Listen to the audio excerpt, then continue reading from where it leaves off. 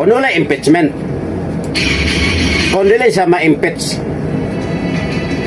Pero kung ma-impeach, ma-impeach gyud kanang kaso karon nga gi-file karon sa mga civil society group nga sumalapas mga reaksyon sa dumadapig lumalaban ni BP Sara Duterte nga kining maong nga pag-file aron mapunggan ang iyang pagdagat sa 2028 ang kaso para mapigilan ang pagtakbo ni Inday.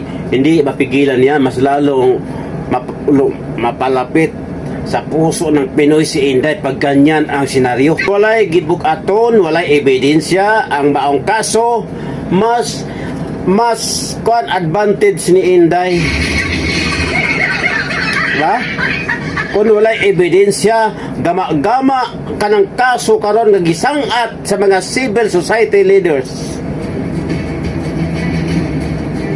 Mas pabor ni Inday kay about election. May hibalan man nga gama-gama na gyud ang kaso. Di ba dapat mong malipay kay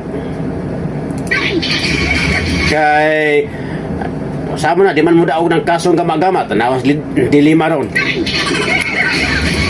Balik pagka-kongresista nya nahibalaan nga ang kaso gama-gama.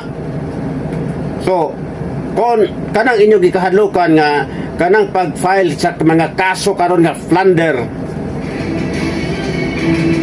bribery, malversation of public funds, kung kana gama-gama lang, kung kana aron lamang mapunggan ang iyang pagdagan kay mudagan man lagi kuno, kung kana gama-gama lamang, mas bintaha, mas maayo ng epekto kay gama-gama man. Pero kung bukat ang ebidensya, that's another story. Kung bukat ang ebidensya, alang.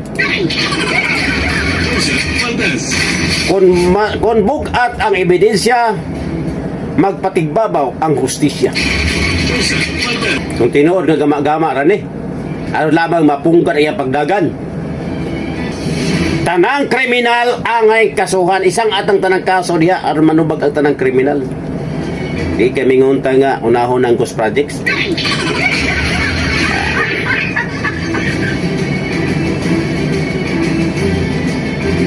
Tanan illegal. Tanan nga kaso. Lahat ay tanan.